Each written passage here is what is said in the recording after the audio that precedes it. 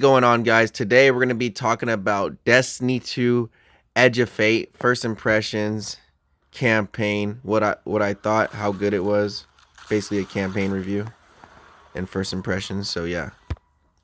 Um so with the Edge of Fate, guys, they changed it up this season where you have to actually go to the mission as you've seen right here. So it's more like it feels like an open world in a way, and it's like basically you can do side quests if you want to take longer and stuff, but we went through the story, guys. This is just one of the missions charged later on in the story, not spoiling too much. But yeah, you go through you use these three abilities that you get: the Matter Weave, the Matter Spark, and then I don't know if you get another one, but that's the ones I remember: Matter Weave and Matter Spark. And you basically use the Matter Spark kind of like Super Metroid, traversing around Kepler, trying to figure out what's going on. You meet this new guy. I don't want to spell too much, but yeah, he's a little bit different. The story's pretty good on how it connects everything. Um, the mission structure, though, it's kind of different, guys. You have to really be solving puzzles and figure out ways around in which way you want to go. You know, it's gonna tell you, but you still got to figure out some stuff. As you can see, I'm kind of like lost here. I'm like, which way do I go? But I eventually get through over here, and that is the way you go because the other sides are closed off. We got this new exotic gun, third iteration. It's actually broken in the campaign right now, as you can see, just doing an insane amount of damage.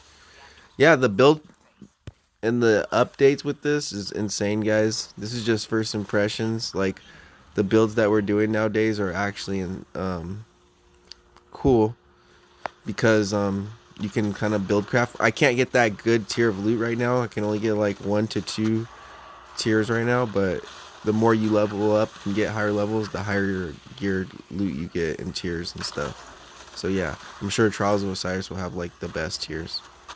But this is about the campaign. A lot of the bosses, there's a lot of puzzle mechanics that you have to like disable their shields. I mean, it's kind of fun, but it gets kind of old after a while. And you're kind of like rinse and repeating on some of these bosses. But some of the mechanics, they do mix it up, and you have to use Matter Weave and your little Matter Spark at the same time. And you have to do all that stuff. So yeah, and then you have to use the translocator as well to translocate. So yeah, this, as you can see, I'm a little Matter Spark going through here like Super Metroid. It was cool, but it's kind of like a lot of the campaign was actually being the spark. A lot of people aren't going to like it because people come to play Destiny to shoot. I know Bungie's trying something different, but this is my first impressions. Their story mode, I've been hearing it's like everybody's been saying it's good. I honestly don't think it's really that good. It's okay. Like, don't get me wrong, it's not the worst they've ever done, but it's certainly not the best. It's not like Final Shape was, or like even Lightfall was pretty good. This one, it kind of left you in kind of like on a cliffhanger of what's gonna happen with the future, you know. So yeah, I don't want to spoil too much on that because this is a non spoiler review. So as you can see, you kind of like got to find your way with the Matter Spark around the map. This is how the whole campaign structure is sent. We do get a new destination, Kepler. I kind of like it. A lot of people don't like it. It's kind of confusing on where you're going. But the more you play it, I feel like the more people will get it.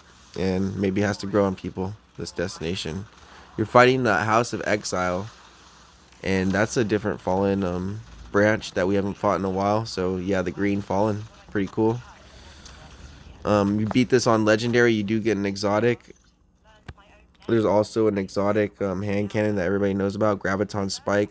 Beat it on Legendary, do the quest for that, and you get the Graviton Spike. So yeah, you're not doing the campaign for nothing. If you do it on Legendary, you're going to be getting double the loot, I believe, and you can get to level 100 for sure.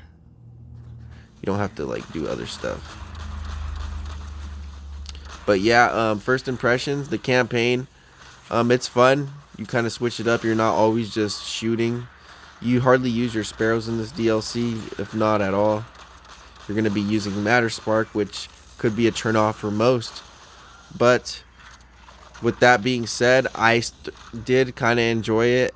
At some parts, I would kind of get confused. Oh, where do I need to go? But usually there was a marker to tell me where to go. Like right here. I was like, how do I even get in there, you know? But I believe we had to use, like, we had to get in there a different way because it was closed off, right? So you have to kind of figure out where to go through, and figure out, use your brain, guys. You're not going to just be brainlessly shooting. You got to actually use your brain. A lot of platforming in this DLC, so you better be good at platforming with the Matter Spark because it's going to be hitting you. There's your spoiler. Just joking. But yeah, anyways, my first impressions, the story mode, it would, like I said, I give it like a 6 or 7 out of 10. Not the best, definitely not the worst, but I think they could have done better, and they could have gave us a little bit more that had to do with the 9. We barely got to like what the 9 are about and stuff. But yeah, I don't want to spoil too much without that. Yeah, 7 out of 10 story mode. Gameplay, I give it an 8 out of 10 on gameplay. Not bad. Switch it up. You're not always shooting. Use your Matter Spark and Matter Morph to get through the levels and do mysteries. And yeah, guys, the grind's gonna be there. We got a whole new special system, a whole new system in economy, and our armor and everything. So yeah, this is mostly a lot of quality of life changes with this DLC. It is a pretty big story mode. It's gonna run you, for me at least, it went over 10 hours, you know, for the legendary campaign. If you're running it on easy, probably you can get through it in like 6 to 7 hours. Maybe 5 or 4 if you're speed running. But yeah, anyways, hopefully you guys enjoyed the video. Please make sure you guys leave a like, comment, and subscribe. This is my little review, and without furthermore, have a good one, guys. I'll see you guys in the next video. Peace out.